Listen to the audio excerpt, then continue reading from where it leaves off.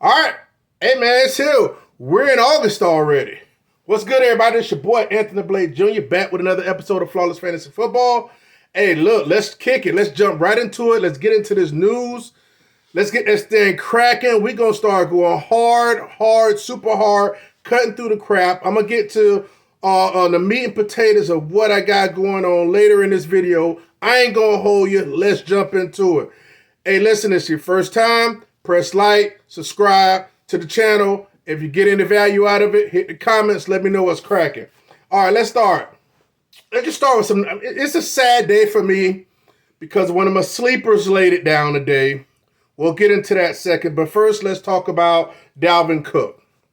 Yes, Mr. Dalvin Cook.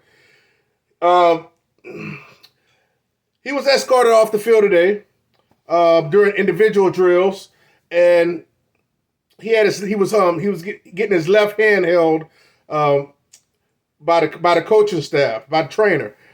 And so basically people are wondering and saying, how long he's going to be out. It's to be determined what really happened.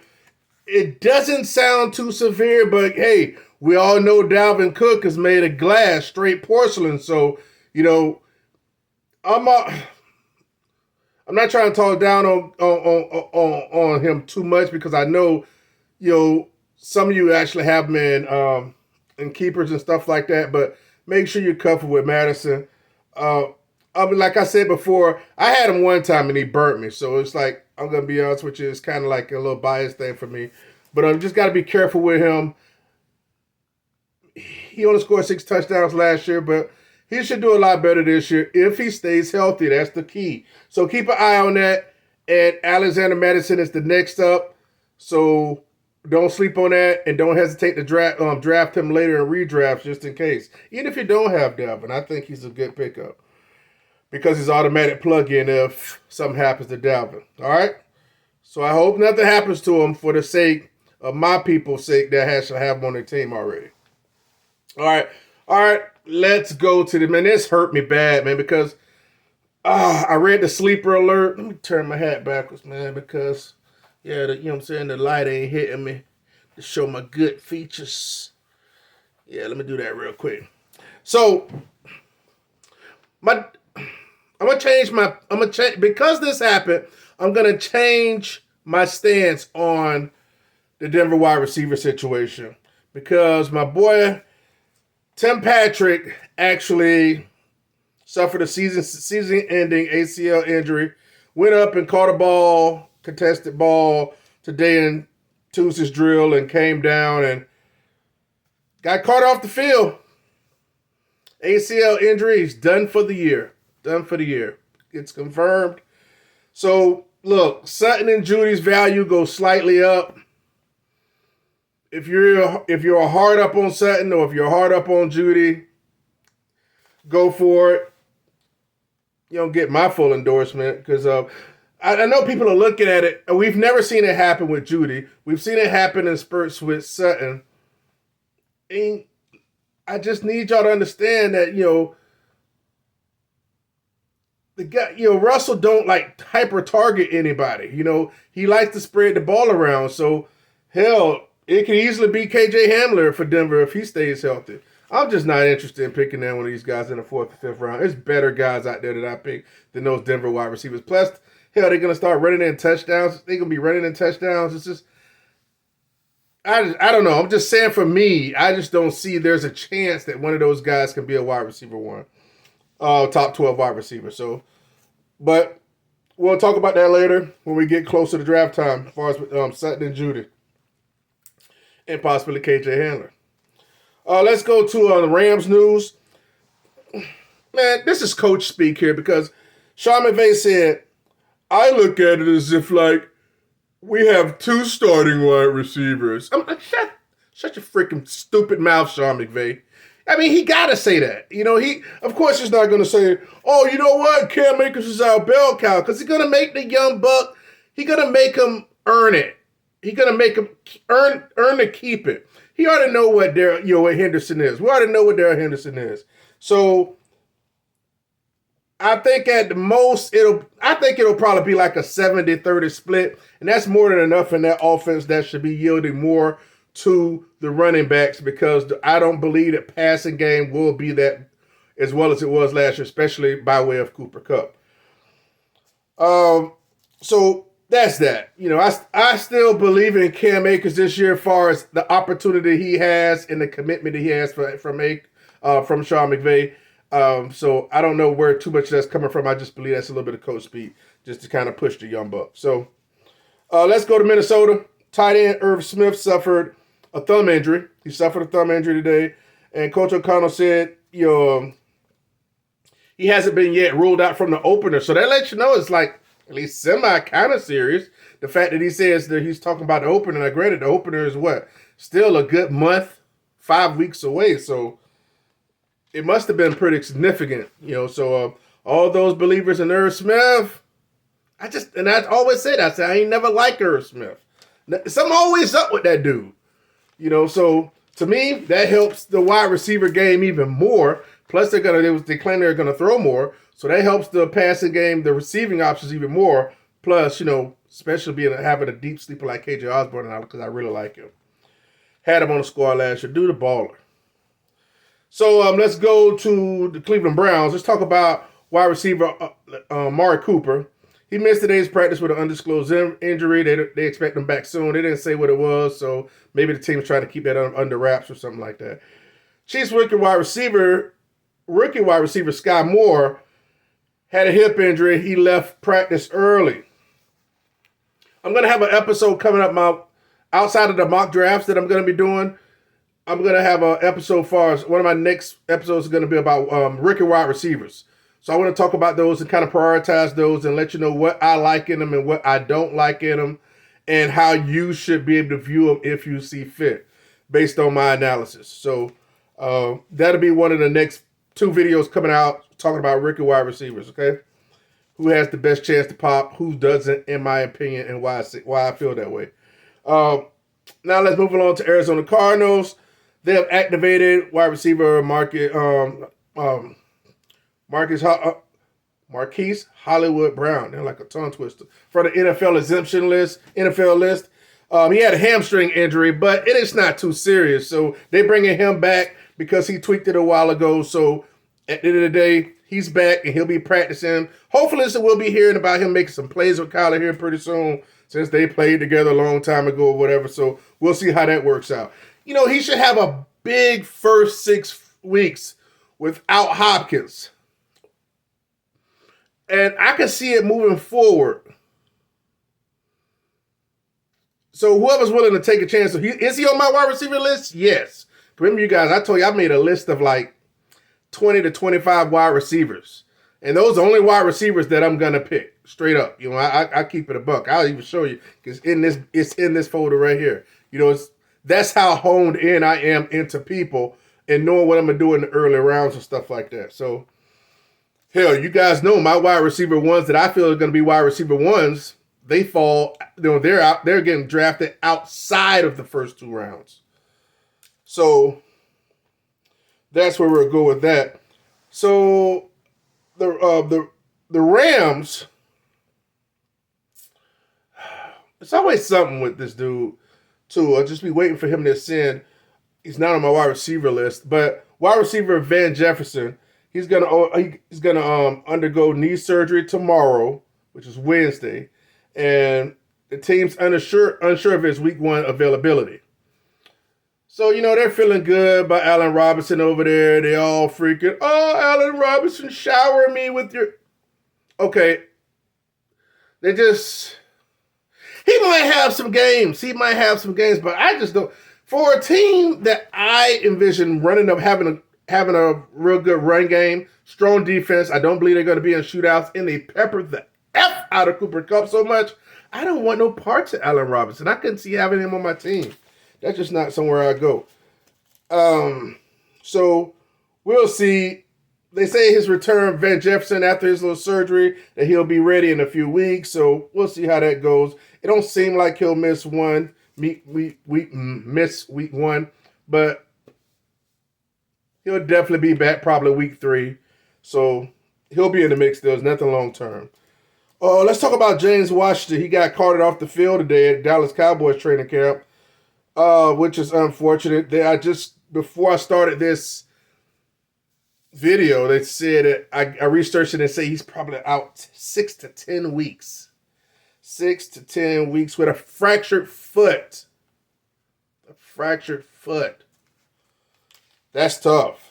In 7-on-7 drills, that he came down under cornerback Trevon Diggs' foot. Their foots got tangled up. He came down up on a deep ball, and dude's out 6 to 10 weeks. So that wide receiver core, man, is hurting. That wide receiver core is hurting.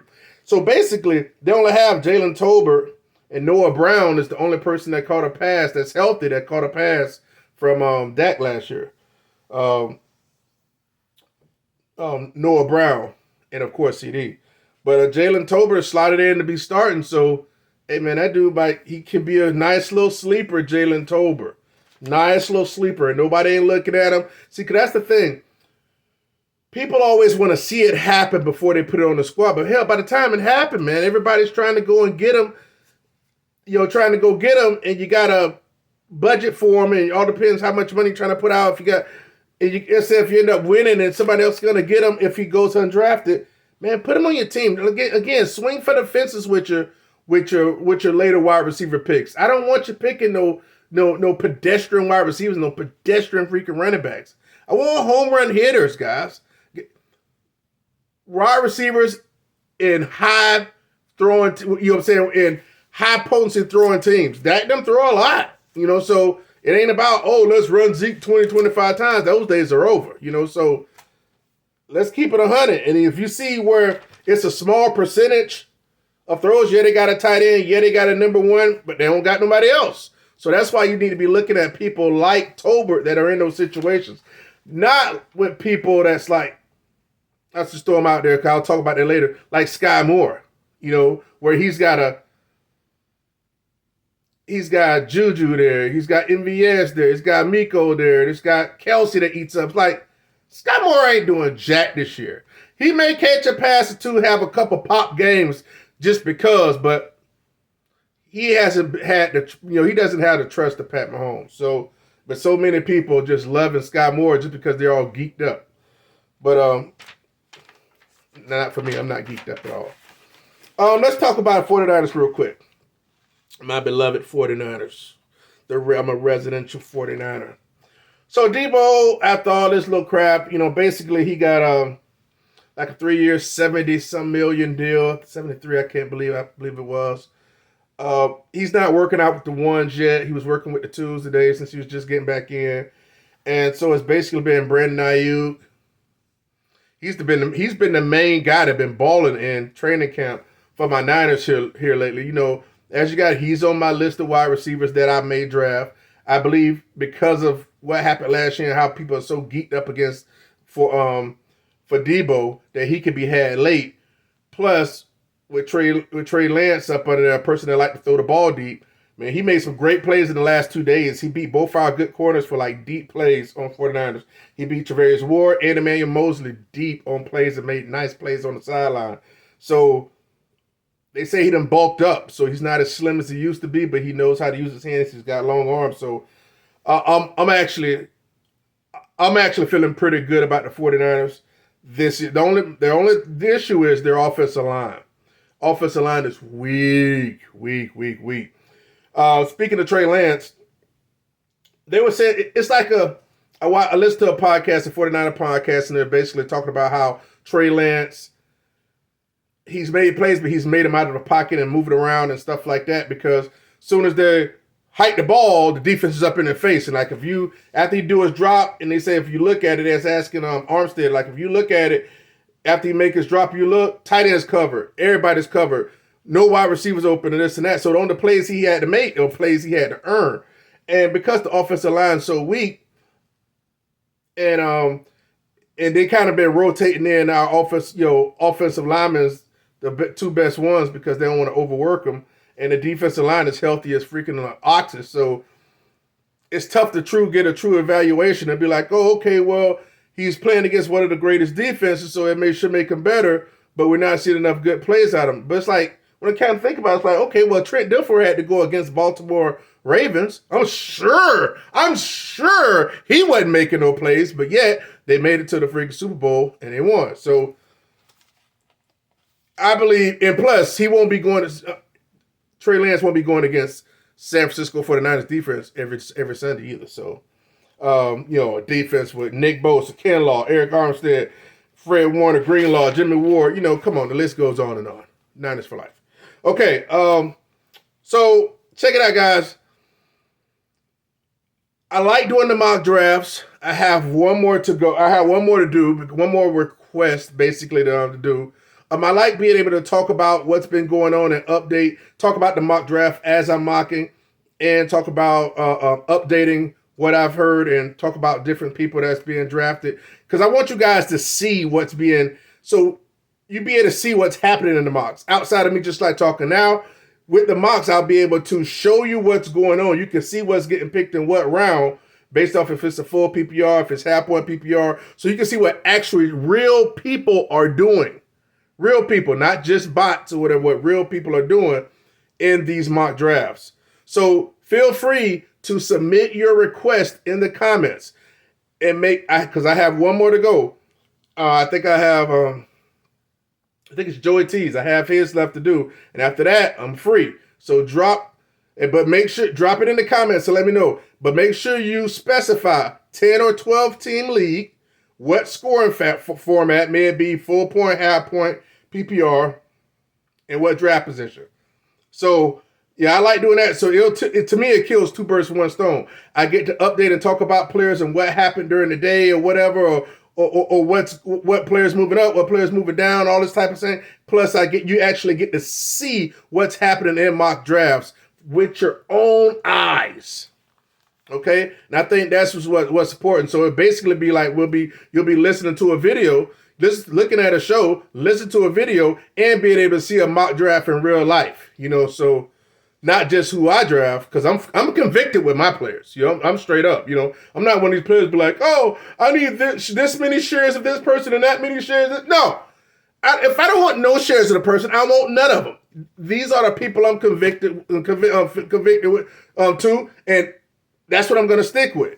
So if a lot of people go in this whole, and I'm talking to you guys about getting sniped and all this type of stuff. You don't want to get sniped by your player, with your players. If it's somebody you want, go and get them, because you'd be like, oh well, the 80 pieces, I gotta get them in the 8th round. If I reach in the early 7th, it's gonna. Who cares? Get your effing guy, because if you sit up here and you try to wait, oh, I gotta get him so I can get him at good value. Somebody's going to take them from you, then you're going to be sitting up there looking stupid when they score freaking 11 TDs on the year. Okay? All right. I mean to get loud with you guys, but I need to hammer this stuff home. All right? So check it out. I ain't going to hold you guys. This is another episode of Flawless Fantasy Football. I'm dropping a mock draft tomorrow. Hell, we got freaking football this Thursday night. Man, you got to get turned. I got to think about what drink I want to drink come Thursday to kick the night off with. But yeah, it's about that time, guys. Let's get serious about what's going on. I want you guys to win championships, okay? I don't want you drafting pedestrian players. I want you to draft with conviction. I want people to look at your damn teams and be like, damn it, I don't want to play him week 4. When they're just looking and be like, oh, I hope some of his players, they look at your team, and try to look at your bye weeks. That's how strong your team will be. All right? Flawless Fantasy Football. Like, comment, subscribe, all that good stuff. Hit the comments, man. I want to know what you guys do. I want to do some mocks for you guys, all right? I want you guys to win. Holla at you. Peace. Flawless.